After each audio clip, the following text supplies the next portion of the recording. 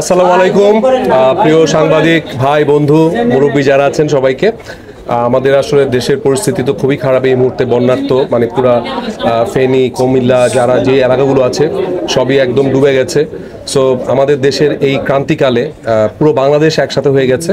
So সেখানে শিল্পীদের একটা দায়বদ্ধতা আছে। তো আমরা আমাদের জায়গা থেকে আমাদের প্রিয় চলচ্চিত্র শিল্পী সমিতির পক্ষ থেকে আমরা গতকাল মিটিং করে আমরা একটা সিদ্ধান্তে উপনীত হয়েছি যে আমরা আমাদের যে যার জায়গা থেকে আমরা সর্বোচ্চ চেষ্টা করে ত্রাণ আহরণ করছি এবং শিল্পী সমিতি বিগত সময়ে আমরা তো সবার পাশে ছিলাম এবং পুরো আমাদের যারা শিল্পী সমিতির যারা সদস্য আছে সবার জন্য একটা ওপেন বুথ করা হয়েছে। এটা কিছুক্ষণের মধ্যে ওপেনিং হবে এবং সেই বুথে এই ঘোষণাই হয়েছে যে যে যার মতো করে ধরেন আর্থিক টাকা চাল ডাল যা যা আছে যার যতটুকু সামর্থ্য, কেউ যদি 10 টাকা দাও সেটা নিয়ে আমাদের কোনো মাথা ব্যথা নেই, কেউ যদি 10,000 টাকা দেয় সেটা নিয়ে আমাদের কোনো ইয়ে নেই।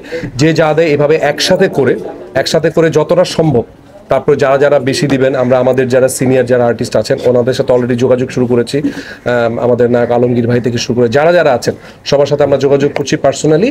এবং যারা সাধারণ শিল্পী আছেন তারাও আমাদেরকে বলেছেন যে আমাদের যতটুকু সামর্থ্য আমরা এসে এই বুথে দিয়ে যাব।